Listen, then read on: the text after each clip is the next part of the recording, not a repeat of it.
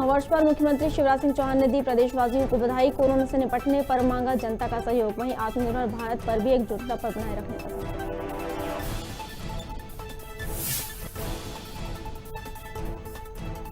देश भर में बीते 24 घंटे में मिले कोरोना के 22,775 नए केस। ओमिक्रॉन संक्रमण के केस हुए 15,000 के पार। महाराष्ट्र के 10 मंत्री और एमएलए संक्रमित।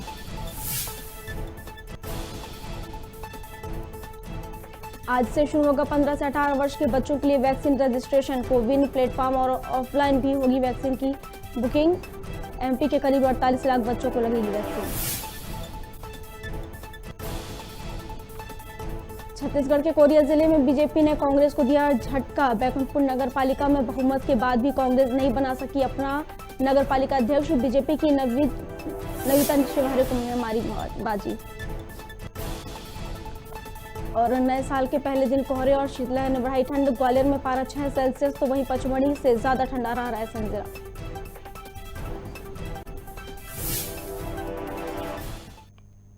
नमस्कार, खबर भारत देख रहे हैं आप। मैं हूं आपके साथ प्रियंका। चलिए बढ़ते हैं खबरों की ओर। बैरसिया के रेस्ट हाउस में भाजपा अनुसूचित जाति मोर्चा के नवनियुक्त बैरसिया नगर मंडल अध्यक्ष दिलीप मौर्य का भव्य स्वागत किया गया। बैरसिया के रेस्ट हाउस में कार्यक्रम का आयोजन किया गया जिसमें अनुसूचित जाति मोर्चा के जिलाध्यक्ष किशन सिंह अहिरवार और मोर्चा के पदाधिकारी और मित्र मंडल द्वारा स्वागत किया गया।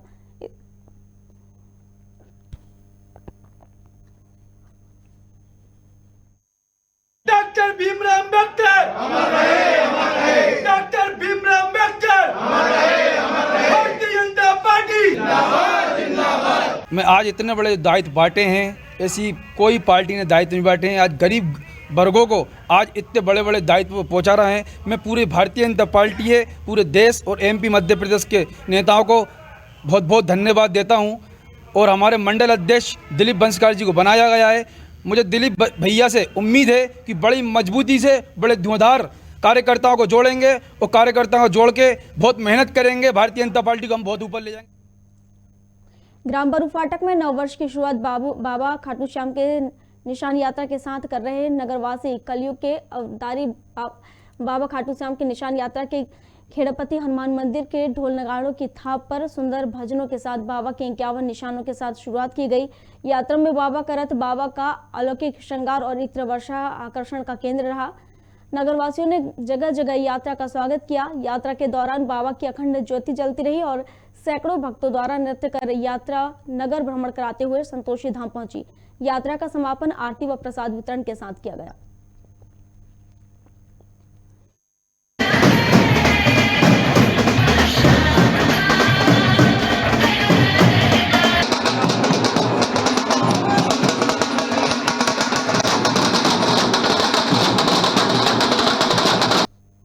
अमरकंटक में नव वर्ष के चलते श्रद्धालुओं की भीड़ उमड़ी। बता दें, नर्मदा मंदिर के पुजारी रूपेश द्विवेदी ने बताया कि नया वर्ष लोगों के जीवन में उत्साह और उमंग लेकर आए और इसी कामना के साथ अमरकंटक में लगभग 1.25 लाख की संख्या में लोग दर्शन करने पहुंचे और मां नर्मदा का आशीर्वाद प्राप्त किया।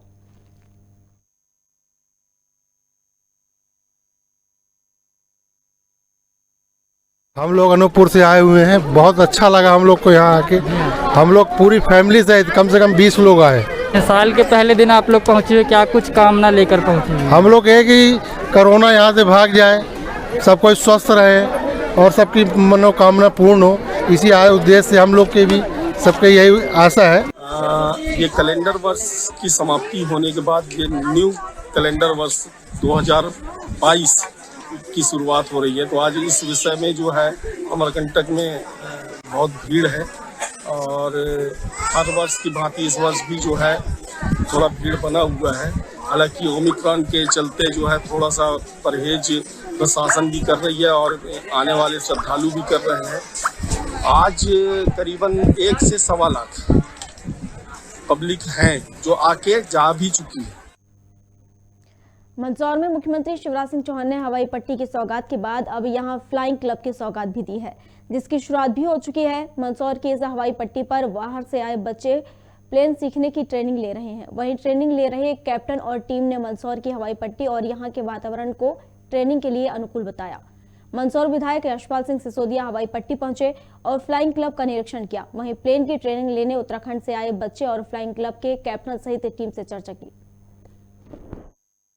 देखिए, मुझे इस बात को लेकर के बड़ी प्रसन्नता है कि माननीय मुख्यमंत्री श्री शिवराज सिंह जी चौहान ने हमारी मांग पर जो घोषणा करी थी, घोषणा के अंतर्गत मंदसौर में अब तक की मध्य प्रदेश की सबसे बड़ी रनवे वाली 2.5 मतलब लगभग 2.5 किलोमीटर लंबे रनवे का हमारा ये एयरस्ट्रिप हवाई पट्टी न केवल बनकर के तैयार है, बल्कि आज एक कॉलेज के रूप में, प्रशिक्षणार्थियों के रूप में, विद्यार्थियों के रूप में ग्लोबल कनेक्ट जो एविएशन सर्विस है प्राइवेट लिमिटेड, उसको एक काम मिला है। और मुझे बहुत खुशी है कि लोक निर्माण विभाग मंदसौर ने इसके निर्माण कार्य को न केवल समय सीमा में पूरा किया है, बल्कि बाद में भी जिस प्रकार से बाउंड्री वाल की हमको आवश्यकता थी वो हमने लगभग पूरी करने जा रहे हैं। और मैं देख रहा हूं कि यहाँ पर हिंदुस्तान के लगभग 16 बच्चे, विशेष करके उत्तराखंड के 16 बच्चे भी यहाँ आकर के और प्रशिक्षण प्राप्त कर रहे हैं।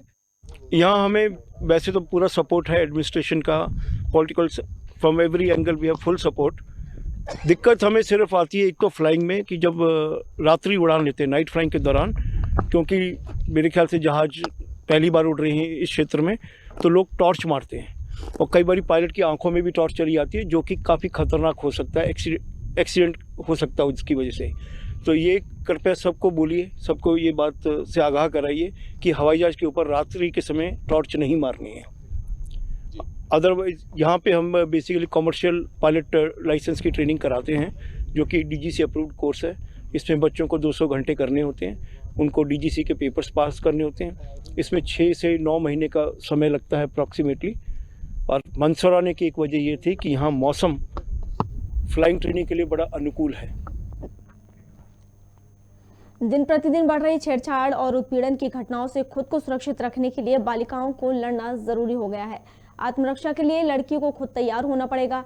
इसी सोच को साकार करने के लिए राष्ट्रीय सेविका समिति डबरा द्वारा आयोजित 8 दिवसीय निःशुल्क तरणी और मातृशक्ति के आत्मरक्षा शिविर का आयोजन 25 दिसंबर को डबरा के स्टेडियम ग्राउंड में आयोजित किया गया, जिसका समापन हो गया है। कार्यक्रम के समापन समारोह के अवसर पर सभी प्रतिभागियों द्वारा सीखे गए अनुभव का प्रदर्शन किया गया, जिसमें सभी के द्वारा शानदार प्रदर्शन किया गया। समापन समारोह के उपरांत सभी प्रतिभागियों को प्रशस्ति पत्र देकर प्रदान किया गया।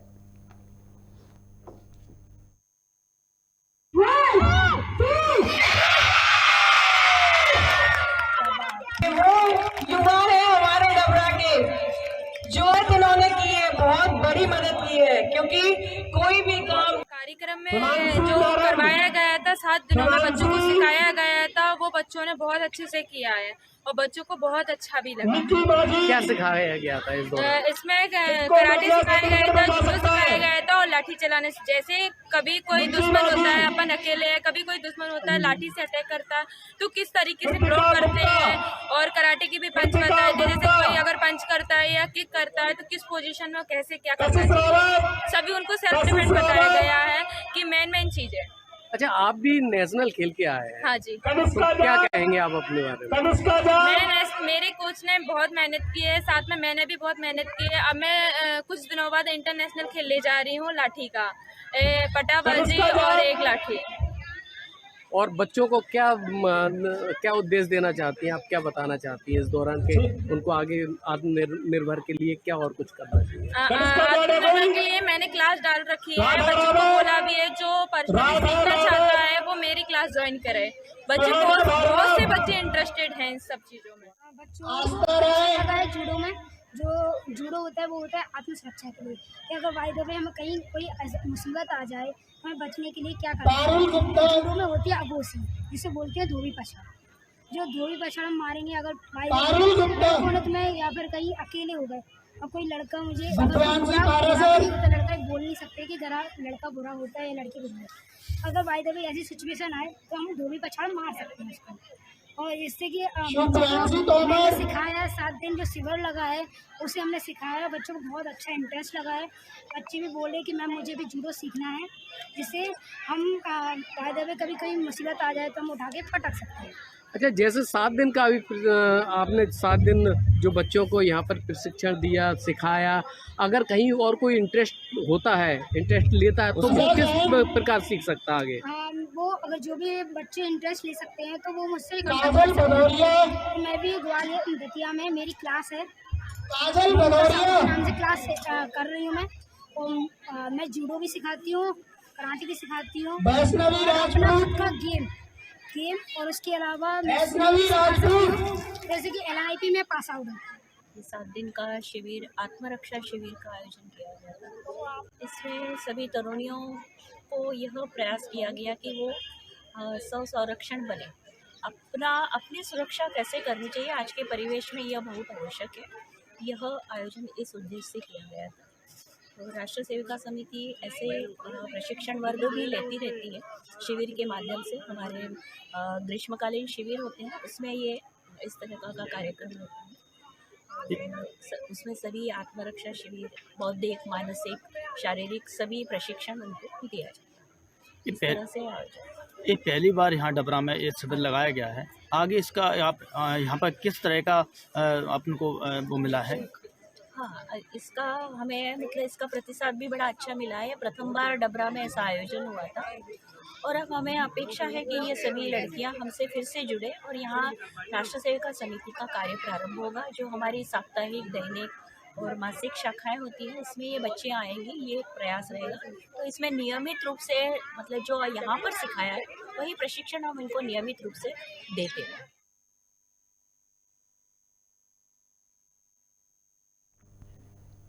खबर भारत में खबरों का सिलसिला लगातार जारी है। आप बने रहिए हमारे साथ और देखते रहिए खबर भारत। नमस्कार।